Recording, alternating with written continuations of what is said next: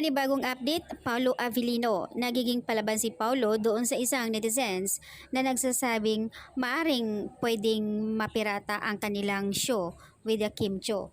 Kaya naman sinagot ni Paulo Avellino ang tahasang sinabi ng isang netizens. Narito ang kanyang sinabi, bakit naman po impossible? Industriya po namin ang nalulugi sa pamimirata ng mga TV show o pelikula. Hindi lang po kabuhayan namin ang apektado, kundi pati na rin ang kabuhayan ng lahat. Sa taong nagtatrabaho o likod ng kamera, hindi nyo sila nakikita o kilala. Pero apektado rin sila. Huwag nyo pong gawing normal ang pamimirata ng palabas. So, ayan po yung sagot ni Paulo Avellino sa isang netizens na nagsasabing normal lang ang pamimirata.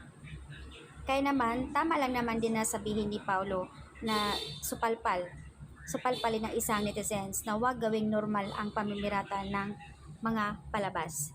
Dahil nga, pinaghirapan nga naman nila. Kasi doon sa isang netizens na sinasabi niya na pwedeng mapirata ang kanilang series like WWSK or Linlang. Mensahe na ginawang normal ang pamimirata ng TV show matapos sabihin ng isang netizens na imposibleng hindi mapirata ang show nila with the Kim Cho sa WWSK.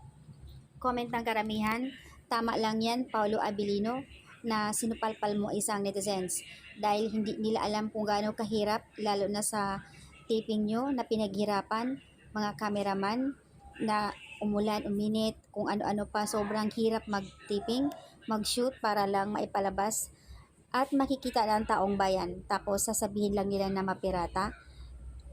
Wala pang sagot si Kim dito sa post na ito, pero kahapon pa ito na sinagot ni Paulo Avellino yung post ng isang netizens.